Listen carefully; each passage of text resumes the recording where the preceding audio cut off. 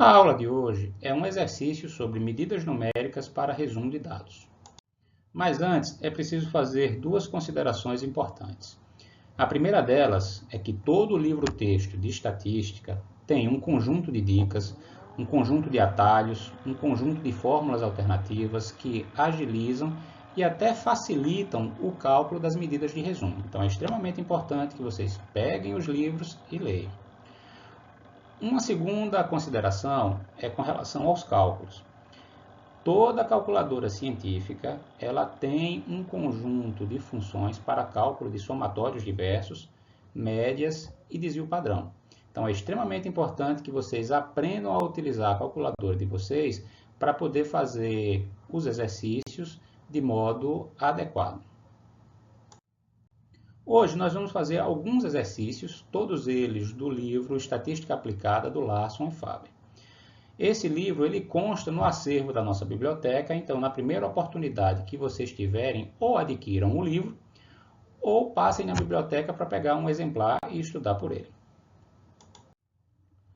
Na página 63, nós encontramos, nos exercícios 17 a 34, encontre a média, a mediana e a moda dos dados, se possível. Se quaisquer dessas medidas não puderem ser encontradas, ou não representarem o centro dos dados, explique por quê.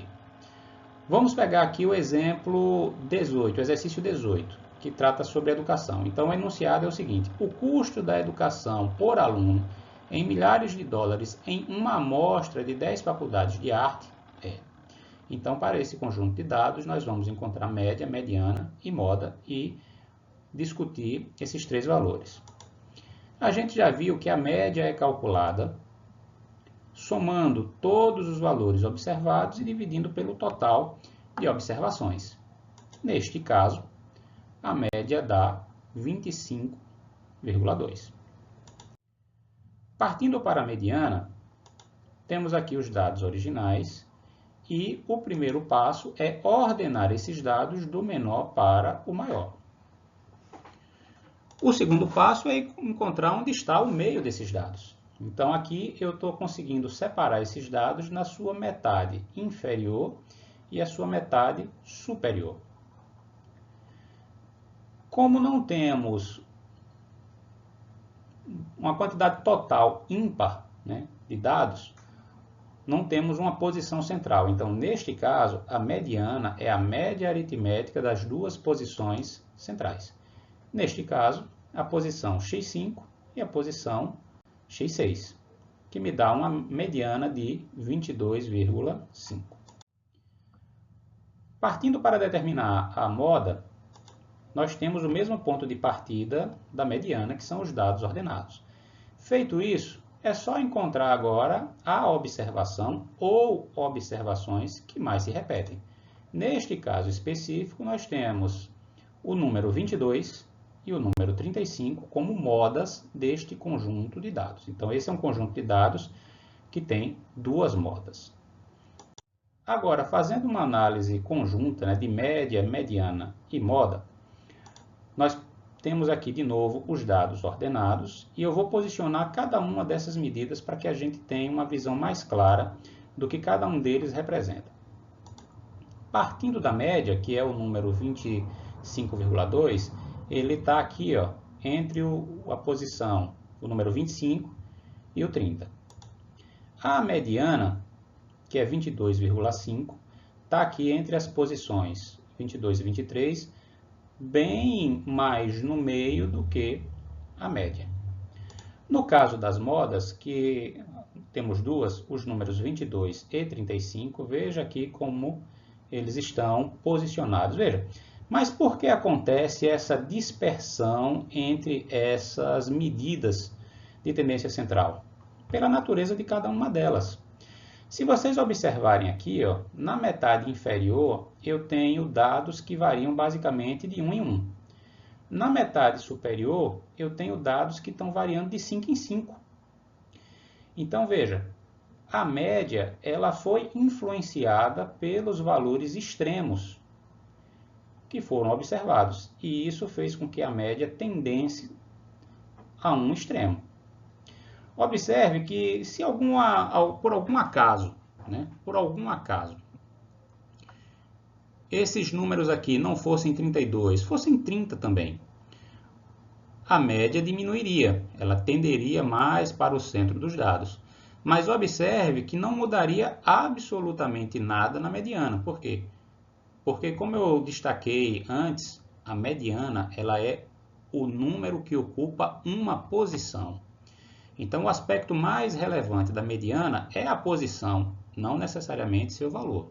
Então, quando a gente modifica os valores, a gente modifica a média, pode até modificar a moda, mas não mexe em nada, absolutamente nada, na mediana.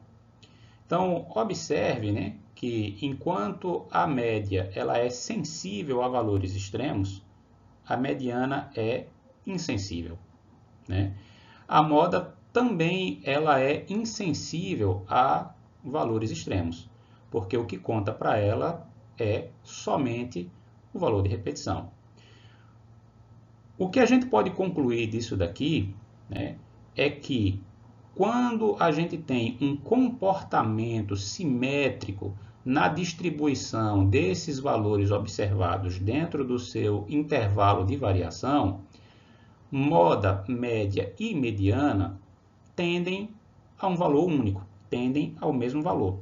Então, esses dados aqui, como eu fiz questão de destacar antes, na primeira metade varia de 1 em 1, na segunda metade varia de 5 em 5. Então, veja, existe uma assimetria dentro desses dados, e aí fica evidente essa assimetria quando os valores de média, moda e mediana não convergem para o mesmo valor. Neste caso prático aqui, não são valores necessariamente próximos. Passando ao segundo exercício, que trata das medidas de variação, como a gente viu, medidas de variação são amplitude, variância e desvio padrão, né?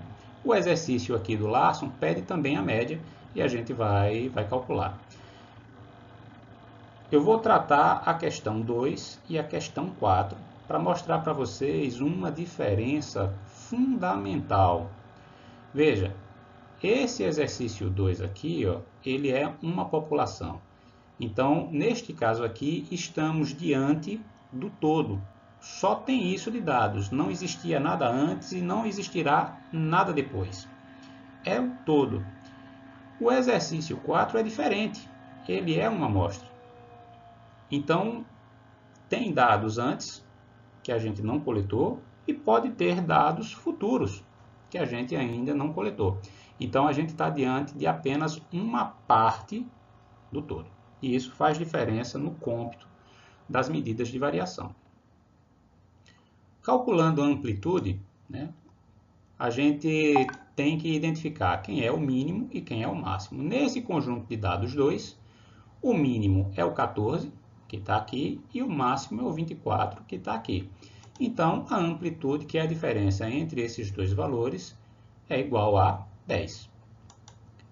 Pegando o exercício número 4 agora, e repetindo o mesmo processo, o mínimo é igual a 7 e o máximo igual a 28, nos dando uma amplitude de 21. Indo para o cálculo da média, a gente já sabe como se calcula. No caso do exercício 2, eu tenho um parâmetro e não uma estatística. E por que isso? Porque esse conjunto de dados se trata de uma população. Então, a média é representada pela letra Mi, e neste caso é igual a 18,9. No exercício 4, como eu tenho uma amostra, eu tenho uma estatística. Então, neste caso, a média é representada pelo x-barra e calculado do mesmo jeitinho que a média de uma população, somando todas as observações e dividindo pela quantidade total de observações. Neste caso aqui, a gente tem uma média de 18,3. Indo para a variância, no exercício 2, a gente sabe que a variância é o somatório dos quadrados das diferenças entre cada observação individual e a sua média, dividido por n. É aqui onde vocês vão perceber a importância da calculadora. Porque, uma vez que a média desse conjunto de dados é 18,9, eu tenho que pegar 15 menos 18,9 elevado ao quadrado, soma com 24 menos 18,9 ao quadrado, até a última observação, que é o 14. Né? E divido tudo isso por 14 para encontrar uma variância igual a 8,3. Então, veja que tem um conjunto de dados. Imagine aqui, ó, você digitar na sua calculadora 15, 18,9, né? Já pensou se você erra aí um sinalzinho? Então, aprendam a usar a calculadora de vocês. No caso do exercício 4, ele já nos pontuou que se trata de uma amostra. Então, veja que na variância populacional foi dividido tudo por n. Na variância amostral, tudo vai ser dividido por n menos 1. Né?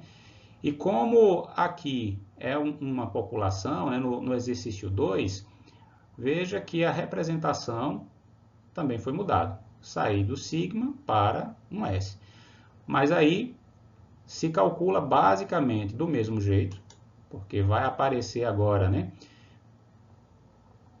Cada diferençazinha ao quadrado, né? Então, começa lá, 28 menos 18,3 ao quadrado, mais todos os termos, até chegar na última observação, que é 16 menos 18,3 ao quadrado. E aí, veja, neste caso, eu tenho 13 observações, mas eu vou dividir por 12, não por 13.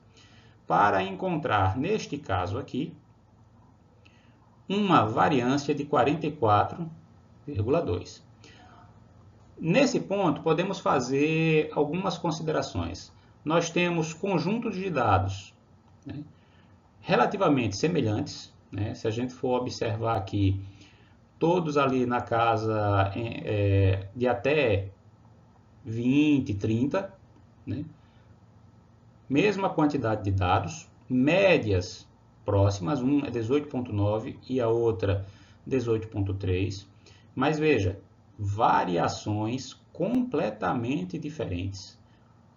O primeiro conjunto de dados é muito mais estável, é muito mais uniforme que o segundo, e isso pode ser visto nas suas medidas de variação. No caso do desvio padrão, né, por definição, desvio padrão é a raiz quadrada da variância. No caso do exercício 2, é igual a 2,9. No caso do exercício 4, é 6,6. Aqui eu vou fazer uma outra consideração importante. Vocês precisam tomar muito cuidado com os erros de arredondamento e truncamento, né? Uma coisa é arredondar, é você considerar o número da casa decimal seguinte, se ele é maior ou menor do que 5. Se ele é maior do que 5, você acrescenta 1 na casa decimal que você está arredondando. Se ele é menor do que 5, você descarta e conserva a casa decimal que você está considerando. A única exceção é o 5. E aí, se deu 5, você tem que ir para a casa decimal seguinte e ver se ela é maior ou menor do que 5. E aí sim, você volta e ou descarta tudo ou acrescenta 1 na casa decimal que você está considerando. Quando você trunca, você simplesmente desconsidera tudo o que vem depois. E se eventualmente o que vem depois da casa decimal que você está considerando é um 7, né? Isso introduz um erro por conta desse truncamento. E as suas contas podem se acumular com erros por conta desse tipo de consideração.